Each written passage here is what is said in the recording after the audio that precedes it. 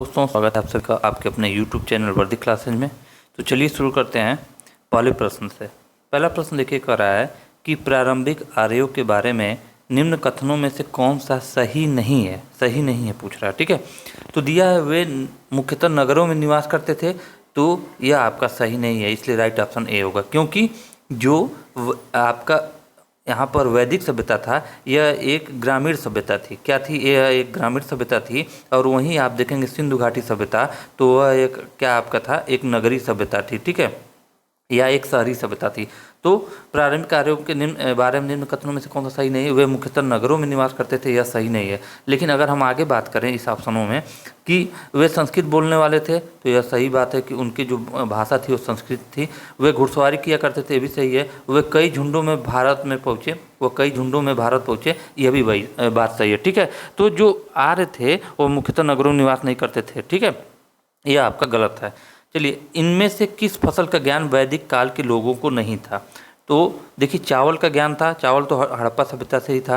अब उनको जौ का भी था, हड़प्पा सभ्यता वालों को भी था, गेहूं का भी था। लेकिन उनको तंबाकू का ज्ञान नहीं था, इसलिए राइट ऑप्शन आपका क्या होगा? बी। चलिए अगला देखते हैं। किस वेद में सभा को नरिष्ठ अर्थात सामूहिक वाद विवाद या अनुल्लंघनीय कहा गया है? सभा को, ठीक है। तो सभा और समिति दो संस्थाएं, मुख्य संस्थाएं होती थी, उसी के ऊपर बात कर रहा है। तो सभा की बात कर रहा है। तो जो सभा था यह क्या है? नरिष्ठ है, अर्थात सामूहिक वाद विवाद या अनुल्लंघनीय कहा गया है। यह आपका कहा गया अथर्ववेद में, इसलिए राइट ऑप्शन आपका सी होगा। अब देखिए, बहुत ही आसान सा प्रश्न। ऋग्वेद में कुल कितने मंडल हैं? ऋग्वेद में कुल मंडलों की संख्या जो है वह आपका है 10, इसलिए राइट ऑप्शन आपका डी होगा, ठीक है। और अगर बात करें सबसे प्राचीनतम वेद, तो वह ऋग्वेद ही था, ठीक है। अच्छा, किस रचना में नारी को सुरा और पासा के साथ 3 प्रमुख बुराइयों में शामिल किया गया? यानी कि नारी को सुरा और पासा, पासा मतलब जुआ और सुरा मतलब शराब, शराब जुआ को मुख्य 3 बुराइयों के साथ इसको नारी को भी रखा गया था। तो कौन कौन सी 3 बुराइयां बताया गया था? शराब, जुआ और नारी, ठीक है। तो यह किस में कहा गया था? तो यह जो आपका कहा गया था आपका मैत्रेयी संहिता में। क्या है? मैत्रेयी संहिता में इसको कहा गया था। चलिए आगे देखते हैं। गायत्री मंत्र की रचना किसने की थी? गायत्री मंत्र की जो रचना थी वह किए हैं आपके विश्वामित्र ने, इसलिए राइट ऑप्शन आपका बी होगा। चलिए अगला प्रश्न देखते हैं कि अवेस्ता और ऋग्वेद में समानता है। अवेस्ता और ऋग्वेद में समानता है, ठीक है। जैसे अवेस्ता है वैसे ऋग्वेद है।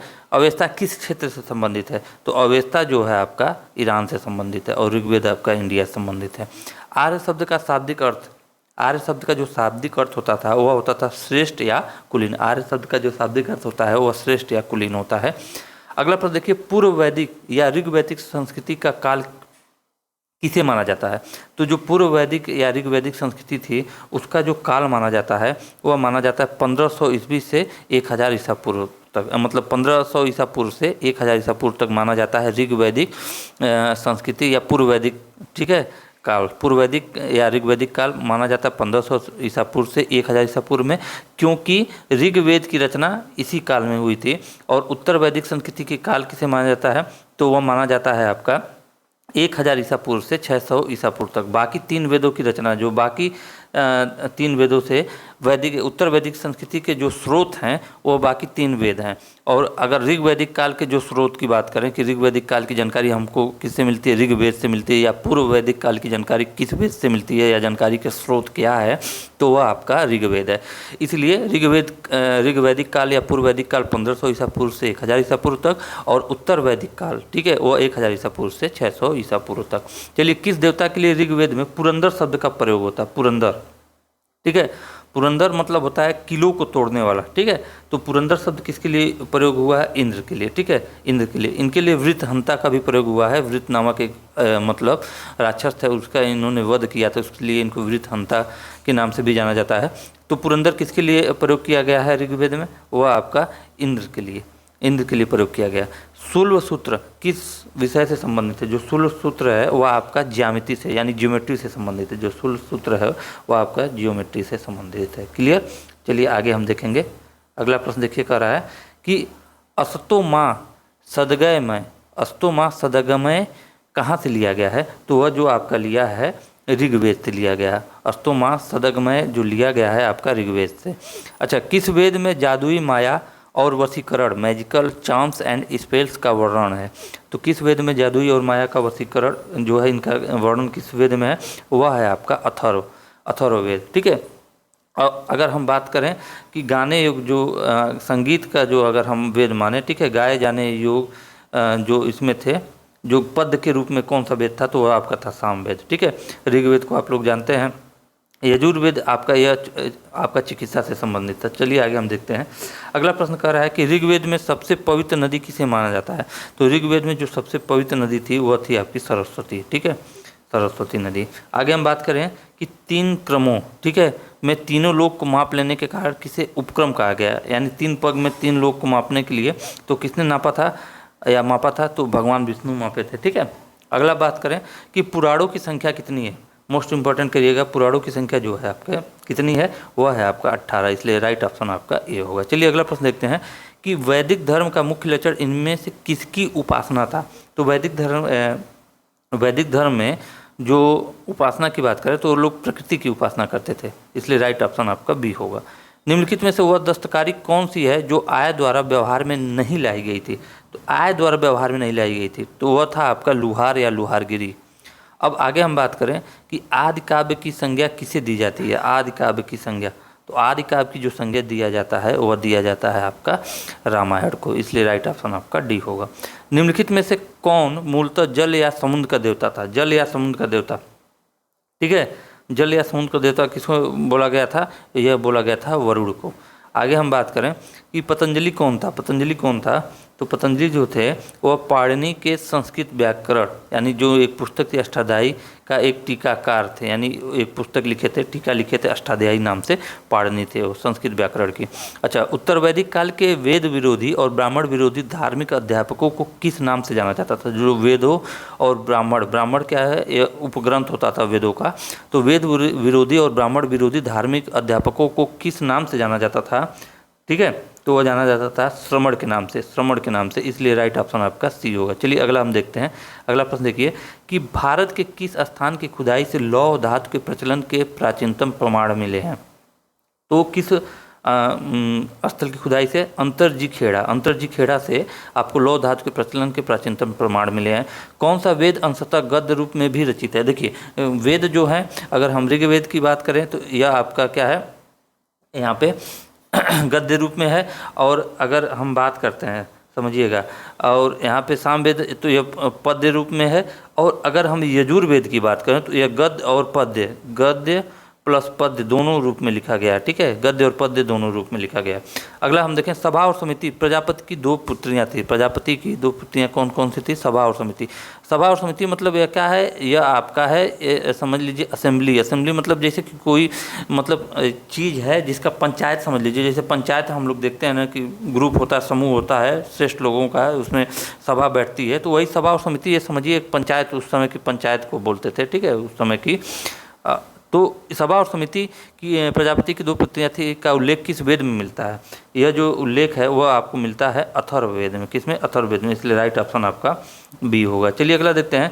उत्तर वैदिक काल में किस देवता को सर्वोच्च स्थान प्राप्त था? उत्तर वैदिक काल में जो भगवान इंद्र थे इनको सर्वोच्च स्थान प्राप्त था। ठीक है, पुरंदर इन्हीं को कहते थे, वृत्रहंता इन्हीं को कहते थे। अगला प्रश्न है किस वेद में प्राचीन वैदिक युग की संस्कृति के बारे में सूचना दी गई है? किस वेद में? तो प्राचीन वैदिक युग की संस्कृति के बारे में किस वेद में दी गई है सूचना? तो मतलब दी गई है, तो वह दी गई है ऋग्वेद में। प्राचीन तो सबसे पहले क्या था? पूर्व वैदिक काल की सूचना ऋग्वेद में, और उत्तर वैदिक काल की अगर सूचना की बात करें तो इनसे आपको उत्तर वैदिक काल की सूचना मिलती है। इन शेष 3 वेदों से, यजुर्वेद, अथर्ववेद और सामवेद से उत्तर वैदिक काल की आपको सूचना मिलती है। निम्नलिखित में से उत्तर वैदिक काल में लिखे गए ग्रंथों का सही क्रम कौन सा है? तो सबसे पहले बात करेंगे उत्तर वैदिक काल में लिखे गए ग्रंथों का जो सही क्रम है, तो उसमें लिखे गए थे आपके वेद, ब्राह्मण, आरण्यक और उपनिषद। ठीक है, ये 4 लिखे गए थे, इसलिए राइट ऑप्शन आपका ये होगा। निम्नलिखित में से किसका संकलन ऋग्वेद पर आधारित है? ऋग्वेद पर आधारित है, तो वह है आपका सामवेद। ठीक है, तो सामवेद के ज़्यादातर जो मंत्र हैं वो सब किससे लिए गए हैं? ऋग्वेद से ही लिए गए हैं, इसलिए तो कहा गया है कि निम्नलिखित में किसका संकलन ऋग्वेद पर आधारित है? सामवेद। चलिए, निम्नलिखित में से कौन सा प्रस्थान त्रयी के नाम से जाना जाता है? प्रस्थान त्रयी। ठीक है, प्रस्थानत्रयी जाना जाता है भागवत को, ठीक है, भागवत को प्रस्थानत्रयी के नाम से जाना जाता है, इसलिए राइट ऑप्शन आपका सी होगा। ऋग्वैदिक युग की प्राचीनतम संस्था कौन थी? अब देखिए वही संस्था की बात आ गई ना, सभा और समिति जैसे एक संस्था थी, उसी तरह विदत भी क्या थी, एक संस्था थी, और यह सबसे प्राचीनतम थी ऋग्वैदिक युग की। ब्राह्मण ग्रंथों में सर्वाधिक प्राचीन कौन है? ब्राह्मण ग्रंथों में जो सर्वाधिक प्राचीन ब्राह्मण ग्रंथ है वह है आपका शतपथ ब्राह्मण, ठीक है। अगला प्रश्न देखिए, आर्यों के आर्कटिक होम सिद्धांत का पक्ष किसने लिया? आर्यों के आर्कटिक पक्ष का सिद्धांत लिया था बीजी तिलक, ठीक है, बाल गंगाधर तिलक ने। अगला प्रश्न देखिए, संस्कारों की कुल संख्या कितनी थी? संस्कारों की कुल संख्या, तो टोटल कितने प्रकार के संस्कार होते हैं? 16, इसलिए राइट ऑप्शन आपका सी होगा। अगला प्रश्न देखिए, दिया है कि ऋग्वेद का कौन सा मंडल पूर्णतः सोम को समर्पित है? पूर्णतः जो है सोम को समर्पित है, तो ऋग्वेद का जो 9वां मंडल है पूर्णतः किसको समर्पित है? सोम को। अच्छा, प्रसिद्ध 10 राजाओं का युद्ध जिसको दास राज युद्ध के नाम से जाना जाता है, किस तट पर लड़ा गया? किस तट पर लड़ा गया था? तो वह लड़ा गया था परुषड़ी नदी के तट पर लड़ा गया था। दासराज्य जिसको बोलते दासराज बोलिए या दासराज्य भी कहा जाता है। अगला प्रश्न दिया है कि गोत्र व्यवस्था प्रचलन में कब आई? तो गोत्र व्यवस्था जो प्रचलन में आई थी वह उत्तर वैदिक काल में, क्योंकि ऋग वैदिक काल में जो ठीक है वर्ण व्यवस्था का आधार था वो आपका कर्म था न कि जन्म, और जब उत्तर वैदिक काल में जो वर्ण व्यवस्था का आधार था वह था आपका जन्म। क्लियर? कर्म जन्म का मतलब यह है कि ऋग वैदिक काल में जो व्यक्ति जो काम करेगा उस हिसाब से उसको मतलब वर्ण दिया जाएगा। जैसे अगर आप कोई भी किसी भी कास्ट में अगर आप पूजा का काम कर रहे हैं, पुजारी का काम कर रहे हैं तो पंडित दिया जाएगा। अगर आप मातृभूमि की रक्षा का काम कर रहे हैं तो क्षत्रिय वर्ग में रखा जाएगा। तो कहने का मतलब उस समय क्या था, उस समय की जो आपका वर्ण का आधार आपका कर्म था न कि जन्म, और उत्तर वैदिक काल में यह उल्टा हो गया कि जो वर्ण का आधार हो गया आपका जन्म न कि कर्म। क्लियर? भारत के राज्य चिन्ह में प्रयुक्त होने वाले शब्द सत्यमेव जयते किस उपनिषद से लिया गया है? तो भारत के राज्य चिन्ह में प्रयुक्त होने वाले शब्द सत्यमेव जयते लिया गया है मुंडक उपनिषद, इसलिए राइट ऑप्शन आपका सी होगा। अगला देखते हैं, ऋग्वैदिक आर्यों का मुख्य व्यवसाय क्या था? ऋग्वैदिक आर्यों का मुख्य व्यवसाय क्या था? वह था आपका पशुपालन, इसलिए राइट ऑप्शन आपका डी होगा। अगला प्रश्न देखते हैं, 800 ईसा पूर्व से 600 ईसा पूर्व का काल किस युग से जुड़ा हुआ है? 800 ईसा पूर्व से 600 ईसा पूर्व का जो काल है वह आपका जुड़ा हुआ है ब्राह्मण युग से, इसलिए राइट ऑप्शन आपका ए होगा। चरक संहिता नामक पुस्तक किस विषय से संबंधित है? चरक संहिता जो है आपका चिकित्सा से संबंधित है, चिकित्सा से, ठीक है। अगला प्रश्न देखें, प्रथम विधि निर्माता कौन है? प्रथम विधि निर्माता कौन है? तो वह मनु है, ठीक है, मनु है प्रथम विधि निर्माता। अगला हम देखेंगे, किस काल में अछूत की अवधारणा स्पष्ट रूप से उदित हुई? किस काल में? तो अगर हम बात करें धर्मशास्त्र के काल में जो था, धर्मशास्त्र के काल में अछूत की भावना क्या हुई थी? स्पष्ट रूप से उदित हुई थी। व्रीहि शब्द किसके लिए प्रयुक्त हुआ है? व्रीहि शब्द जो था यह चावल के लिए प्रयुक्त होता था, ठीक है, इसलिए राइट ऑप्शन आपका ए होगा। अगला प्रश्न देखते हैं, गायत्री मंत्र देवी सावित्र या सावित्री देवी को संबोधित किस पुस्तक में मिलता है? तो गायत्री मंत्र का उल्लेख किस वेद में है या किस पुस्तक में? तो वह है आपका ऋग्वेद में। सबसे प्राचीनतम वेद कौन सा है? ऋग्वेद, अभी ऊपर ही चर्चा हुआ था। निम्नलिखित में से कौन भारतीय दर्शन की आरंभिक विचारधारा है? कौन भारतीय दर्शन की आरंभिक विचारधारा है? तो वह है सांख्य दर्शन। सांख्य दर्शन जो है भारतीय दर्शन की आरंभिक विचारधारा है, सांख्य दर्शन। क्लियर? अगला देखिए, अगला हम देखेंगे कि प्राचीनतम विवाह संस्कार का वर्णन करने वाला विवाह सूक्त किसमें पाया जाता है? विवाह सूक्त जो है आपका ऋग्वेद में है, इसलिए करेक्ट ऑप्शन आपका ए होगा। अगला देखेंगे, ऋग्वेद में अघन्य यानी कि वध योग्य नहीं शब्द का प्रयोग किसके लिए किया गया है? इसका जो प्रयोग किया गया है, इसका प्रयोग किया गया है गाय के लिए, ठीक है, गाय को अब एक चीज़ जान लीजिए, जो वैदिक काल में गाय को क्या आपको उसके रूप में रखा जाता था, समझिए धन के रूप में, यानी जिसके पास ज़्यादा गाय है वो बहुत अमीर है, ज़्यादा अमीर है, ठीक है। तो उस समय क्या था, तुलना किस रूप में होता था?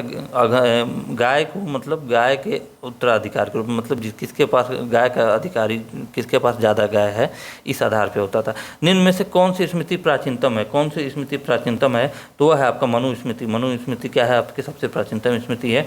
वैदिक नदी कुंभा या कुंभा काबुल का स्थान कहाँ, मतलब कुंभा का स्थान कहाँ निर्धारित होना चाहिए, ठीक है, काबुल का, तो वो कहाँ निर्धारित होना चाहिए? वैदिक नदी जो कुंभा थी वो आपका अफगानिस्तान में। आरंभिक वैदिक साहित्य में सर्वाधिक वर्णित नदी कौन सी है? सर्वाधिक वर्णित नदी कौन सी आरंभिक वैदिक काल में? वह है आपका सिंधु नदी, ठीक है, कौन सा है? सिंधु नदी। आर्य शब्द, ठीक है, इंगित करता है, आर्य शब्द किसको इंगित करता है? अभी ऊपर ही चर्चा हुआ था श्रेष्ठ या कुलीन को, तो श्रेष्ठ वंश को इंगित करता है आर्य शब्द, इसलिए करेक्ट ऑप्शन आपका बी होगा। मनुस्मृति मुख्यतः संबंधित है। तो मनुस्मृति जो है आपका, यह संबंधित है आपके समाज व्यवस्था से। किससे? समाज व्यवस्था से। इसलिए राइट ऑप्शन आपका डी होगा। चलिए और यह थोड़ा सा क्रम गड़बड़ हो गया, इसको भी देख लेते हैं। वैदिक समाज की आधारभूत इकाई थी, वैदिक समाज की जो आधारभूत इकाई थी वो कुल या कुटुंब क्या था? वैदिक समाज की आधारभूत इकाई।